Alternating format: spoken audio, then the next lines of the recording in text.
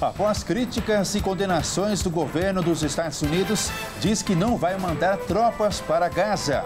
E você vai ver também. Presidente Lula critica o plano dos Estados Unidos de assumir a faixa de Gaza.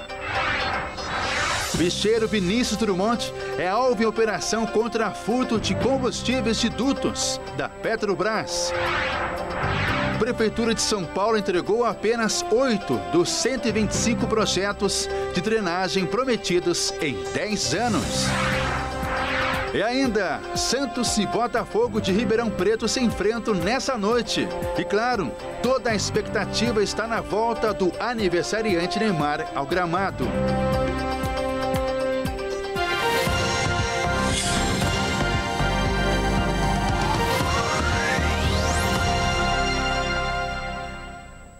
Olá, seja muito bem-vinda e bem-vindo. Nós estamos ao vivo, agora são 18 horas e 36 minutos pelo horário de Brasília.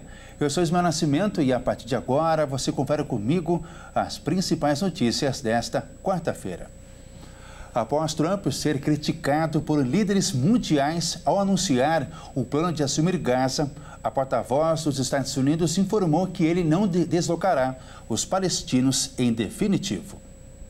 Após Donald Trump anunciar que teria planos de esvaziar a faixa de Gaza e assumir o controle da região, enviando os palestinos para países vizinhos, várias nações se posicionaram contra o presidente americano. Tanto a Cisjordânia quanto o Egito, países que foram mencionados por Trump como sugestão de locais para onde enviar os palestinos enquanto Gaza fosse reconstruída, foram os primeiros que mostraram desaprovação no plano americano e disseram que, assim como suas terras são herança de seus descendentes, a Palestina é propriedade dos palestinos. Em uma carta conjunta enviada ao secretário do Estado americano, várias nações árabes repugnaram a fala do presidente Trump e declararam apoio à Palestina. Até mesmo a China, por meio de seu porta-voz, declarou oposição total à transferência forçada dos moradores de Gaza. Líderes de diversos países se pronunciaram em desacordo com as palavras de Trump. Após essa grande pressão e enxurrada de críticas, a secretária de imprensa da Casa Branca, Karoline Leavitt, anunciou em uma coletiva nesta quarta-feira que o presidente voltou atrás na proposta de deslocar permanentemente os palestinos do território. Segundo ela, seria uma realocação temporária e não definitiva. Leavitt finalizou dizendo que os Estados Unidos devem auxiliar na reconstrução de Gaza, mas não vão pagar por ela. E aqui no Brasil, o presidente Lula criticou o plano dos Estados Unidos de assumir a faixa de Gaza. Ele defendeu a criação de um Estado palestino e diz que quem tem que cuidar de Gaza são os palestinos. Os Estados Unidos participou do incentivo a tudo que Israel fez na faixa de Gaza.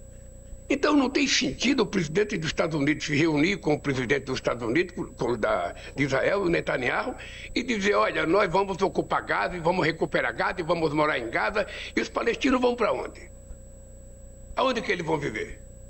Qual o país deles? Ora, então é uma coisa praticamente incompreensível por qualquer ser humano. Eu acho que as pessoas precisam parar de falar aquilo que lhe vem na cabeça e começar a falar aquilo que é razoável para que a gente possa consolidar o processo de respeitabilidade no mundo, o processo democrático no mundo.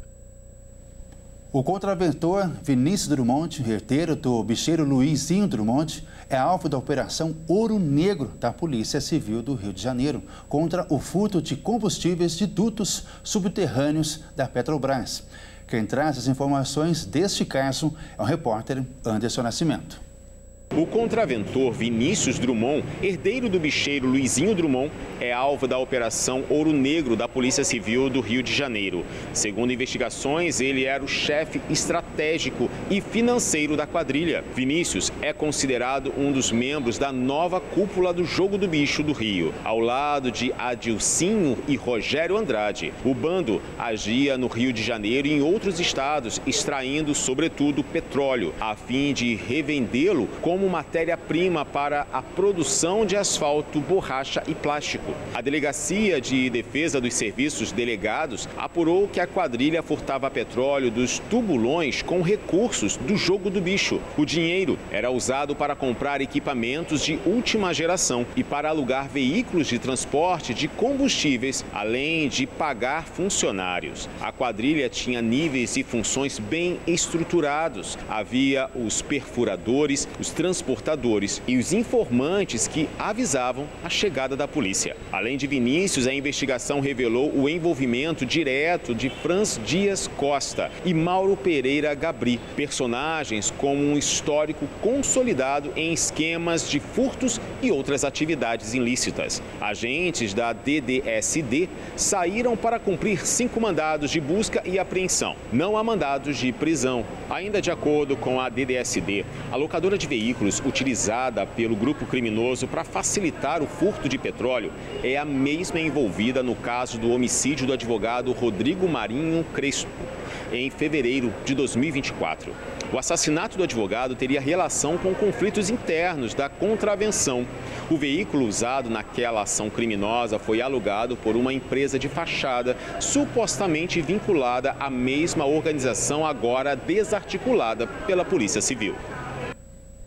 Uma passarela caiu depois que uma carreta bateu na estrutura localizada na BR-324, em trecho próximo da cidade de Amélia Rodrigues, a cerca de 90 quilômetros de Salvador. Quem traz as informações é o repórter Cleiton Rodrigues. O acidente aconteceu na BR-324, próximo ao município de Amélia Rodrigues, que fica a cerca de 90 quilômetros da capital, Salvador. A estrutura da passarela foi derrubada por uma carreta. Ainda não se sabe as circunstâncias desse acidente.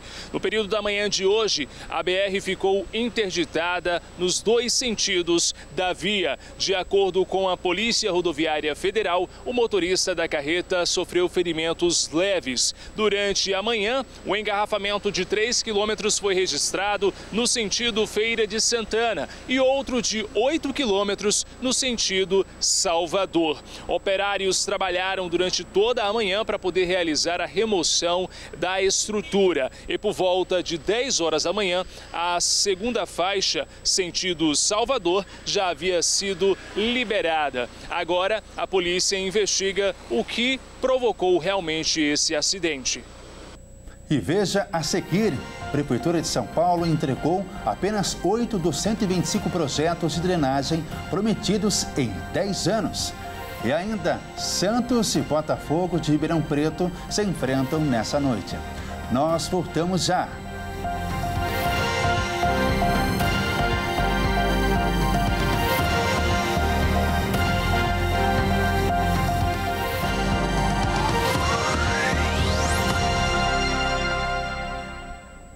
Mais uma vez, seja muito bem-vinda e bem-vindo. Nós estamos de volta e ao vivo. Agora são 18 horas e 45 minutos pelo horário de Brasília. A Prefeitura de São Paulo entregou apenas 8 dos 125 projetos de drenagem prometidos em 10 anos. O Tribunal de Contas do município vai apurar gastos para evitar enchentes no Jardim Pantanal.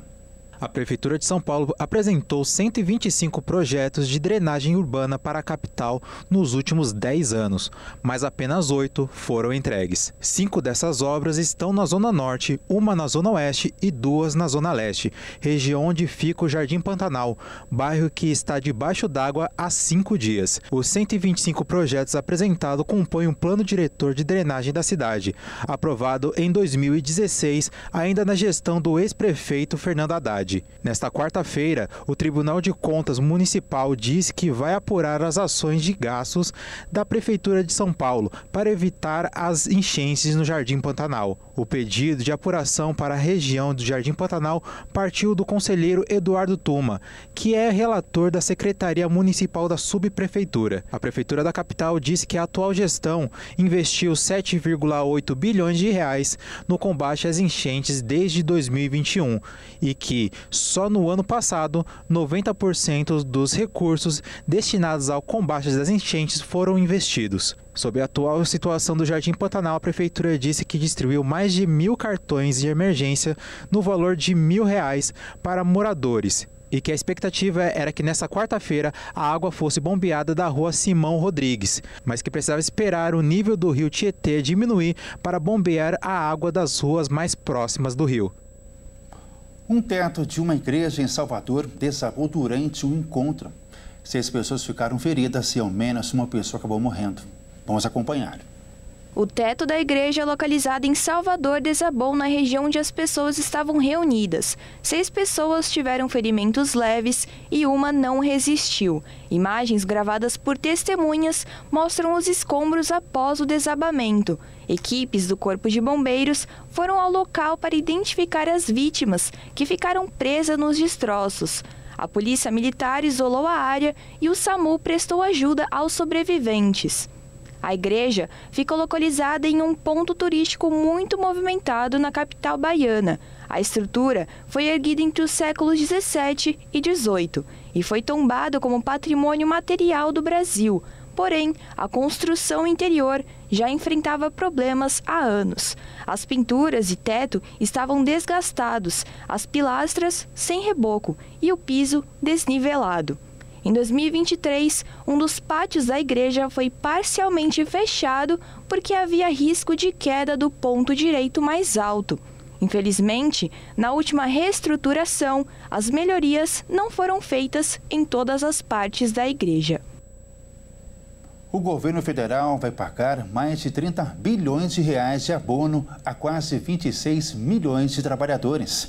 Os brasileiros nascidos em janeiro já podem consultar se têm direito ao abono salarial. Está liberada a consulta aos trabalhadores sobre o direito ao abono salarial PIS/PASEP 2025, referente ao ano base 2023.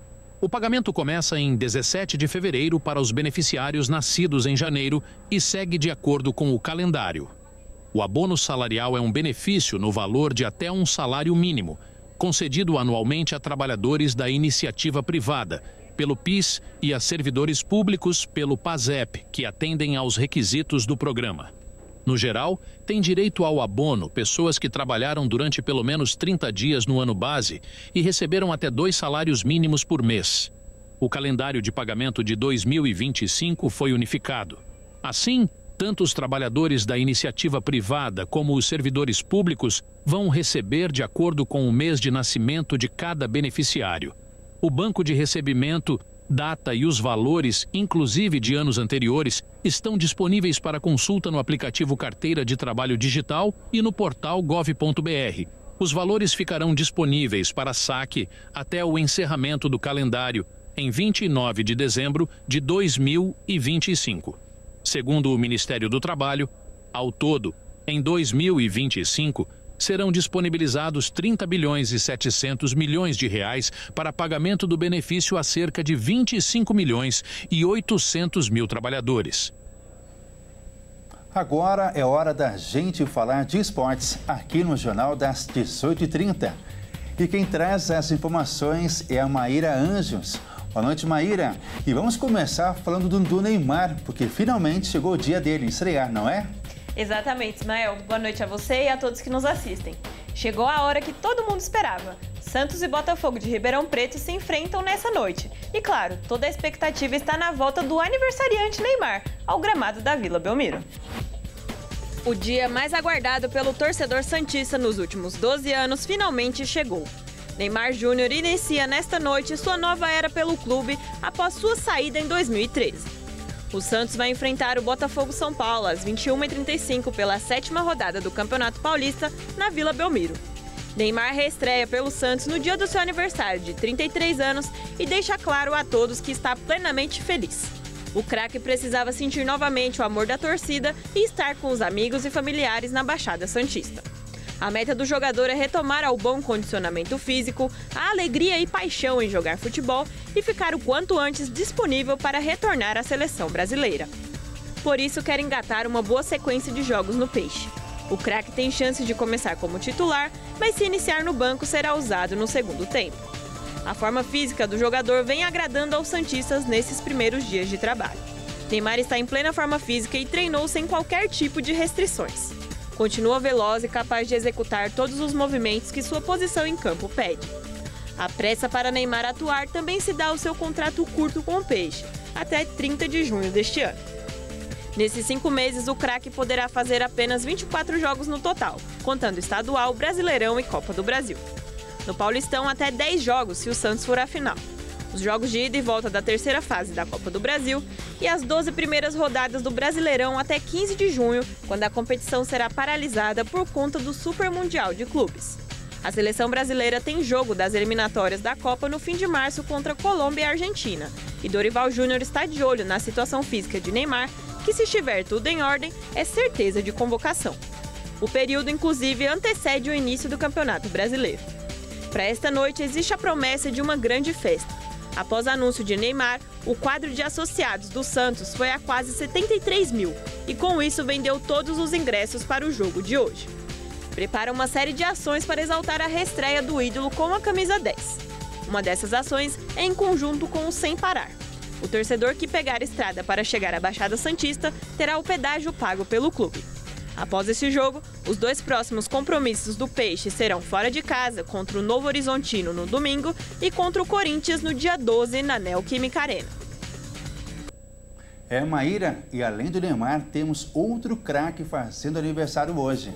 Sim, Ismael, o outro aniversariante do dia é ninguém mais, ninguém menos que Cristiano Ronaldo. O português está fazendo 40 anos e entrou para um seleto grupo de atletas. Fazendo 40 anos nesta quarta-feira, Cristiano Ronaldo entrou em um grupo seleto de jogadores com 40 anos ou mais que ainda estão em atividade. A lista conta com atletas estrangeiros e brasileiros, todos atuando em alto nível. Com 5 clubes em toda a sua carreira, Cristiano Ronaldo se junta a nomes como Roque Santa Cruz, de 43 anos, principal atacante do Paraguai nas últimas décadas, que atualmente está no Libertad, o espanhol Pepe Reina, de 42 anos, foi campeão do mundo com a seleção da Espanha em 2010 e atualmente defende o Como da Itália. Além dos brasileiros, Thiago Silva, que fez 40 anos em setembro, está atualmente no Fluminense, e seu companheiro de equipe, Fábio, que é o titular do tricolor das Laranjeiras aos 44 anos. Outros nomes, como Lisandro Lopes e Felipe Melo, decidiram pendurar as chuteiras este ano. Os 40 anos de Cristiano Ronaldo chegam no momento em que o atacante busca o 1000º gol. Atualmente no Al Nassr da Arábia Saudita, o português conta com 87 gols no seu atual clube e mostra que, mesmo com a idade, ainda está em boa forma física e chegou a dizer recentemente que ainda não tem data para pendurar as chuteiras.